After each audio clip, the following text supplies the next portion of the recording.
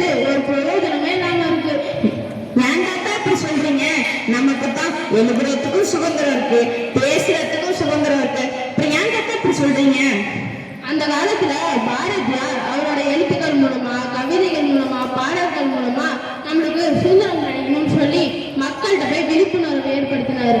அவங்களாம் போராட்டத்தில் கலந்துனால்தான் நம்மளுக்கு சுதந்திரமே கிடைச்சிச்சு. ஆனா இந்த காலத்துல இருக்க பசங்க எங்க அந்த சுதந்திரத்தை ஒழுங்காவே பயன்படுத்துறது இல்லையே. தாத்தா, நாங்களும் தான் எழுத்து சுதந்திரத்தை பயன்படுத்துறோம். எப்படி பயன்படுத்துறீங்க? இன்ஸ்டால யாராவது ரீல்ஸ் போடுறாங்கன்னா அந்த ரீல்ஸ் எங்களுக்கு பிடிக்கவே இல்லைன்னா கமெண்ட்ல எவ்வளவு மோசமா திட்ட முடியுமோ அவ்வளவு மோசமா எழுதியே திட்டுவோமே தாத்தா. இதுதானே தாத்தா எழுத்து சுதந்திரம்? இதுக்கு பேரு எழுத்து சுதந்திரமே இல்லை, எழுத்து சுதந்திரத்தை அவமானப்படுத்துற மாதிரி.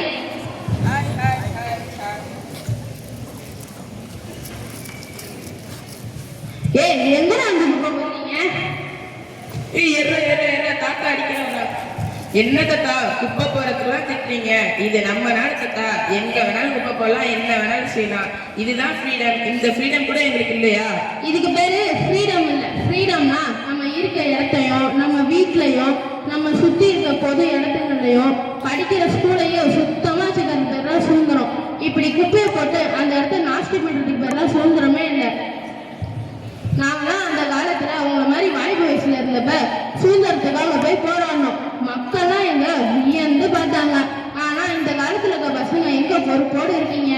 தாத்தா, எங்க இல்லத்தை எல்லாம் வியப்பா வைப்பாங்க. எப்படி வியப்பா வைப்பாங்க?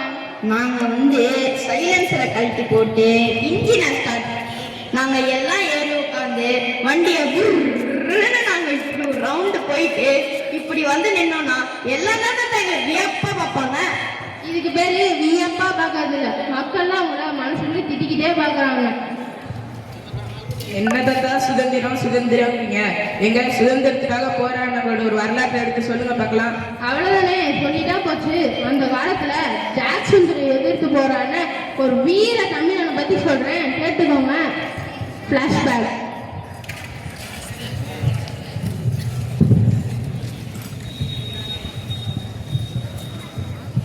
ராம், சொல்லுங்க துரை. எல்லாத்தையும் டாக்ஸ் கலெக்ட் பண்ணு. அப்படியே ஆகட்டும்.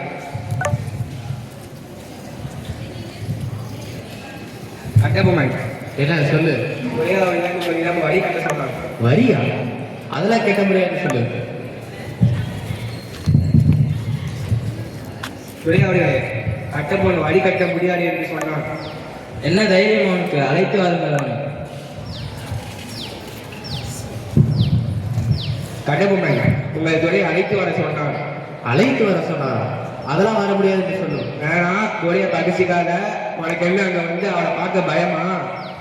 பயமா? எனக்கா? வா, துரையா நானும் பார்த்துடலாம்.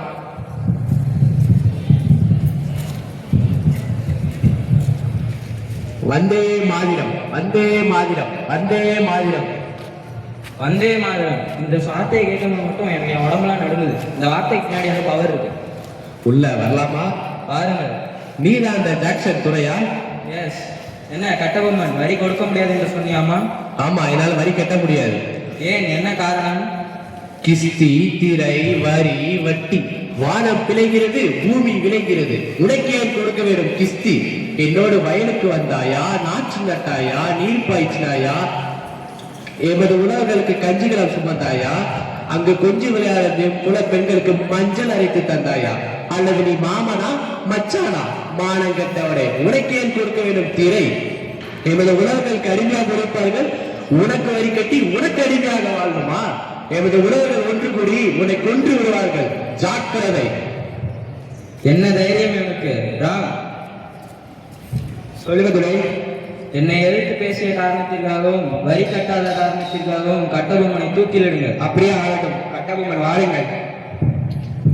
உன்கிட்ட வரி கட்டி உனக்கு அடிமையா வாழ்ந்ததை விட நான் செத்து மறிப்பதே மேல். எங்க இந்தியருக்காகவோ எங்க தமிழருக்காகவோ என் உயிரை கூட கொடுக்க தயங்க மாட்டேன். இன்னைக்கு நீ என்ன அழிச்சிருக்கலாம், ஆனா ஒரு நாள் எங்க இந்தியர்களோ எங்க தமிழர்களோ இந்த நாட்டை விட்டு துறக்கிற நாள் ஒரு நாள் வரும். அதுவே சுதந்திர நாள். நான் தூக்கு மேலே வேற தயார். வாங்க போலாம். எங்களை எடுத்த எந்த இந்தியர்களும் உயிரோடு இருக்க மாட்டார்கள். இது எல்லாருக்கும் ஒரு பாடமா இருக்கட்டும். துரை, என்னை வேலை முடிந்ததா? ஆம், கட்டபொம்மன் இறந்து விட்டார்.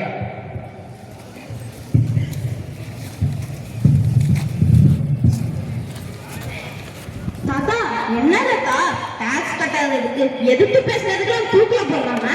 ஆமாண்டா நந்தி, ஆங்கிலேயர்கள்னா அப்படிதான் செய்வாங்க. நான் வேணா சில எடுத்துக்காட்டுகள் சொல்றேன், கேட்டுக்கோ.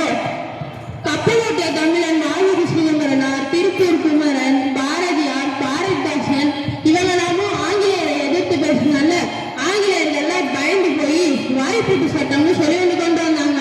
தாத்தா வாய்ப்பூட்டு சட்டம்னா என்ன தாத்தா? வாய்ப்பூட்டு சட்டம்னா ஒண்ணும் இல்லை. அந்த காலத்துல நம்ம இந்தியர்கள் ஆங்கிலேயர்களை பற்றியும் சுதந்திரத்தை பத்தியும் பொது இடத்துல மக்கள்கிட்ட பேசக்கூடாது. அதையும் மீறி பேசினா ஆங்கிலேயர்கள் அவங்கள சிறையில் அடிச்சுடுவாங்க. இதுக்கு பேர் தான் வாய்ப்பூட்டு சட்டம். சரிங்க தாத்தா.